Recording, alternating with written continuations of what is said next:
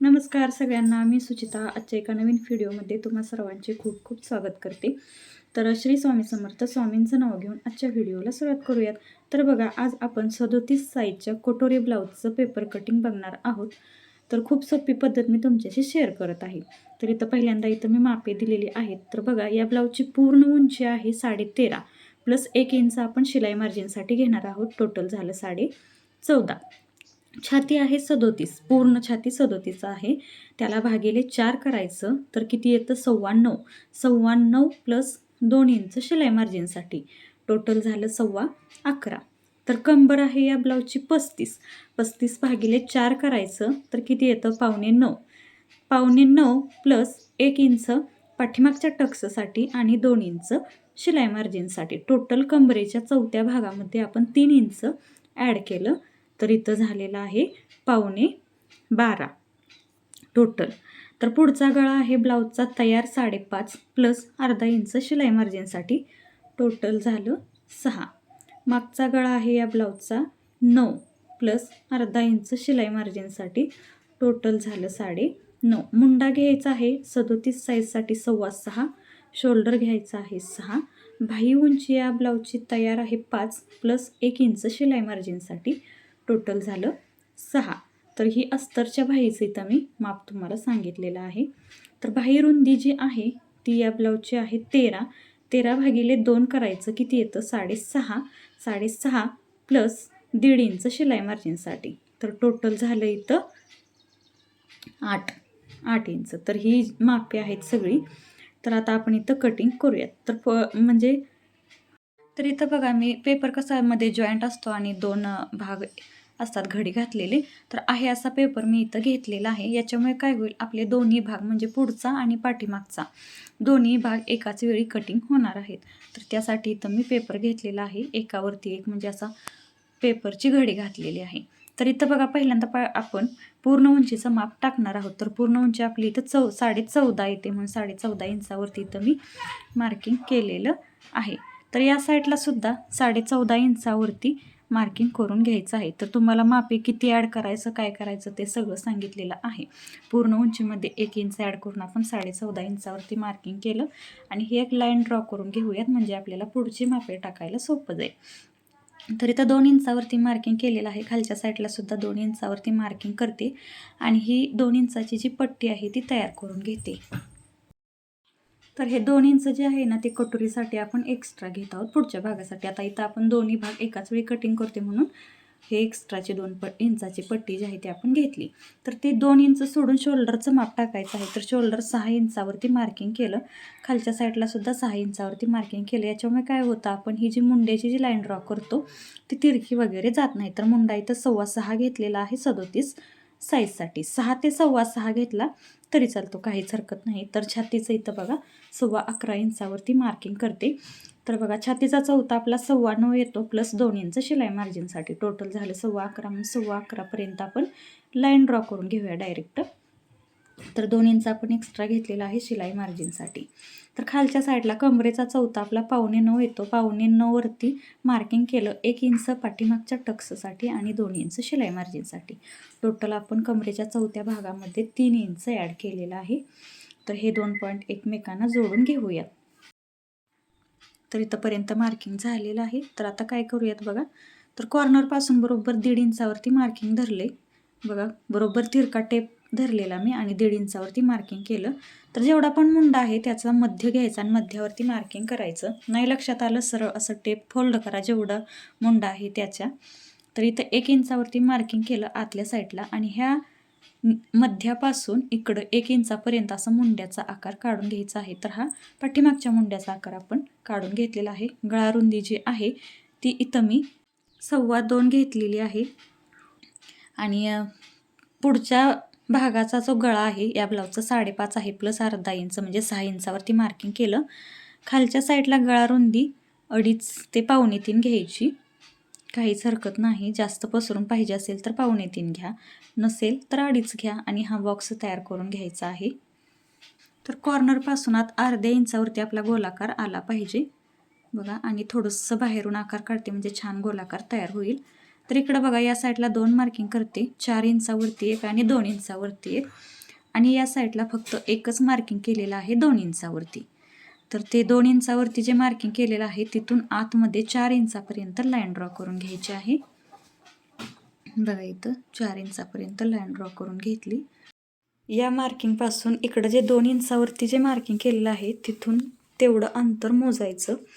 तर ते किती येते बघायचं, नसेल तर सरळ टेप फोल्ड करायचा आणि मध्यावरती मार्किंग करून घ्यायचं. बघा इथं तर त्या मध्यापासून खालच्या साईडला 1 इंचापर्यंत लाईन ड्रॉ करून घ्यायची छोटीशी. तर हा पॉईंट इथे जोडायचा, हा पॉईंट इकडे जोडायचा आणि हा पॉईंट इथे जोडायचा. बघा इथून हा पॉईंट जोडून घेतला, त्याच्यानंतर हा पॉईंट इथं आपण 4 इंचावरती जे मार्किंग केलेलं आहे ना तिथं हा पॉईंट जोडलेला आहे बघा, आणि तिथून हा सुद्धा पॉईंट जोडून घ्यायचे आहेत हे दोन, आणि इथून कटोरीचा गोलाकार देऊन घेतला. तर या पद्धतीने इथं कटोरीचं मार्किंग सगळं झालेलं आहे. तर छान असं सोप्या भाषेत तुम्हाला सांगितलेलं आहे. तर इथं बघा वर जो आपण मुंड्याचा आकार काढलेला आहे त्याच्या खाली अर्ध्या इंचावरती मार्किंग केलं किंवा कॉर्नरपासून 1 इंचावरती मार्किंग केलं तरी चालतं. आणि हा डॉट लाईनने जो मुंडा काढलेला आहे तो पुढच्या भागाचा मुंडा आहे आणि हा पाठीमागच्या भागाचा. तर दोन्ही मुंड्यांचे आकारसुद्धा काढून झाले. तर आता आपण हे कटिंग करून घेऊयात. तर अगदी सोपं बघा, दोन्ही भाग आपले एकाच वेळी कटिंग होणार आहेत. तर बघा इथं आपण फक्त पाठीमागच्या मुंड्याचा आकार कटिंग केलेला आहे आणि मध्ये कट देऊन दोन्ही भाग सेपरेट केलेले आहेत. प्रथम आपण इथं पुढचा जो भाग आहे तो कंप्लीट कटिंग करून घेऊयात आणि नंतर पाठीमागच्या भागाचं पण तुम्हाला म्हणजे काय करायचं ते सांगते.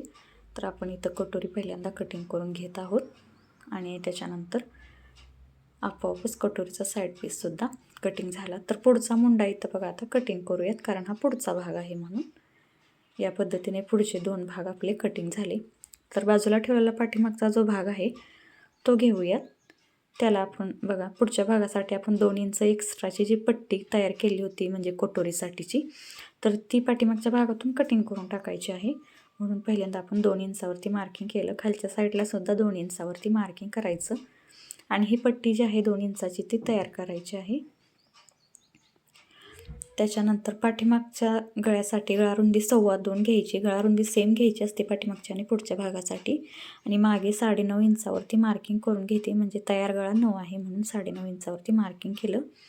खालच्या साईडला गळारुंदी 2.5 ते 2.25 घ्या. जास्त पसरून पाहिजे असेल तर 2.25 घ्या, नसेल तर 2.5 घ्या आणि हा बॉक्स तयार करून घ्या. आणि इथं तुम्ही कोणत्याही आकाराचा गळा स्टिच करू शकता. इथं मी सिंपल गोलाकार काढलेला आहे. डेली यूजसाठीचा हा ब्लाऊज आहे कस्टमरचा, पण तुम्हाला इथं मी पेपर कटिंग शेअर करते. तर थोडासा बाहेरून आकार मी दिलेला आहे म्हणजे छान पसरून गोलाकार तयार होईल. तर आता हे आपण कटिंग करून घेऊयात. एक्स्ट्राची जी पट्टी आहे ती इथं आपण पहिल्यांदा कटिंग करून घेऊयात म्हणजे तुमच्या लक्षात येईल. आणि हा गळ्याचा आकारसुद्धा कटिंग करून घेऊयात. तर पाठीमागचा भाग इथं कंप्लीट झालेला आहे कटिंग करून. तर आता आपण इथं दुसरे 2 भाग राहिले आहेत तर ते कटिंग करून घेऊयात. पहिल्यांदा इथं फोल्ड करून पेपर घेतलेला आहे. बाहीचं कटिंग करूयात. तर 6 इंचावरती मार्किंग करूयात. तयार बाही 5 आहे म्हणून 1 इंच ॲड करून 6 इंचावरती मार्किंग केलं. डाऊन 2.25 इंचावरती मार्किंग केलेलं आहे आणि बाहीची रुंदी जी असते ती छाती मापाचा 1/4 एवढी घ्यायची असते, म्हणून इथं आपण 9.25 इंचावरती मार्किंग केलं. 9.25 पासून 8.25 इंचापर्यंत 1 इंचाची छोटीशी लाईन ड्रॉ करून घेतली इथं बघा. आणि आता हे तिरकी लाईन म्हणजे हे 2 पॉईंट जोडून तिरकी लाईन ड्रॉ करून घेऊया या पद्धतीनं. त्याच्यानंतर खालच्या साईडला जेवढी पण बाही रुंदी आहे त्याचा निम्मा घ्यायचा प्लस 1.5 इंच ॲड करायचं.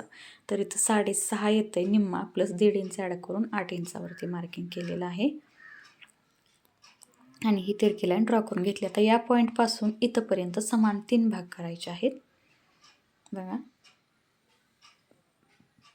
आणि इथं या भागाला वरती अर्ध्या इंचावरती एक आणि 1/2 इंचावरती एक असे 2 मार्किंग करून घेऊयात.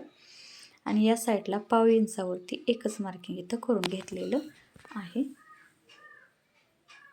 तर बघा हा पाठीमागच्या मुंड्याचा आपण आकार काढतोय म्हणजे अर्ध्या इंचावरती जे मार्किंग केले ना तिथून आपण हा आकार काढलेला आहे. आणि दुसरा बघा 1/2 इंचावरती जे मार्किंग केलं आहे तिथून घ्यायचं आणि खाली 1/2 इंचावरती जे मार्किंग केलं आहे तिथून असं इथं जोडायचं. तर डॉट लाईननं जो आकार काढलेला आहे तो पुढच्या मुंड्याचा आहे आणि सरळ लाईन असं काढलेला आहे तो पाठीमागच्या मुंड्याचा आकार आहे. तर पहिल्यांदा आपण पाठीमागच्या मुंड्याचा आकार कट केला, मध्ये एक कट दिला आणि बाही ओपन केल्यानंतरच पुढच्या मुंड्याचा आकार कटिंग करायचा आहे. तर हे लक्षात ठेवायचं आहे, बाही पहिल्यांदा ओपन करायची आणि मगच पुढच्या मुंड्याचा आकार कटिंग करायचा आहे. तर बाहीचं सुद्धा कटिंग झालेलं आहे. तर आता क्रॉसपट्टी किंवा योगपट्टी त्याचं कटिंग करून घेऊयात. तर इथं बघा 4.25 इंचावरती मी मार्किंग करते आणि क्रॉसपट्टीची जी रुंदी असते ती छाती मापाचा 1/4 + 1 इंच एवढी घ्यायची असते. तर इथं 10.25 इंचावरती मी मार्किंग करते, कारण छाती मापात 1/4 + 9.25 आहे. या साईडला 2.25 इंचापर्यंत लाईन ड्रॉ करून घेऊयात आणि कर्व असा आकार देऊयात क्रॉसपट्टीचा. तर 5 भागामध्ये कटोरी ब्लाऊजचं कटिंग तयार होतं. तर खूप सोप्या भाषेमध्ये तुम्हाला मी इथं सांगितलेलं आहे आणि आहे अशी कटोरी इथं स्टिचिंगला घ्यायची आहे. म्हणजे आपण कपड्यावरती ज्यावेळी हे कटिंग करू पेपर पॅटर्न ठेवून, तर आहे असं स्टिचिंगला घ्यायची आहे. याच्यामध्ये काहीही वाढवायची वगैरे गरज नाही. तर 5 भागामध्ये इथं आपलं कटिंग तयार झालेलं आहे. व्हिडिओ आवडल्यास लाईक, शेअर आणि सबस्क्राईब करा. धन्यवाद.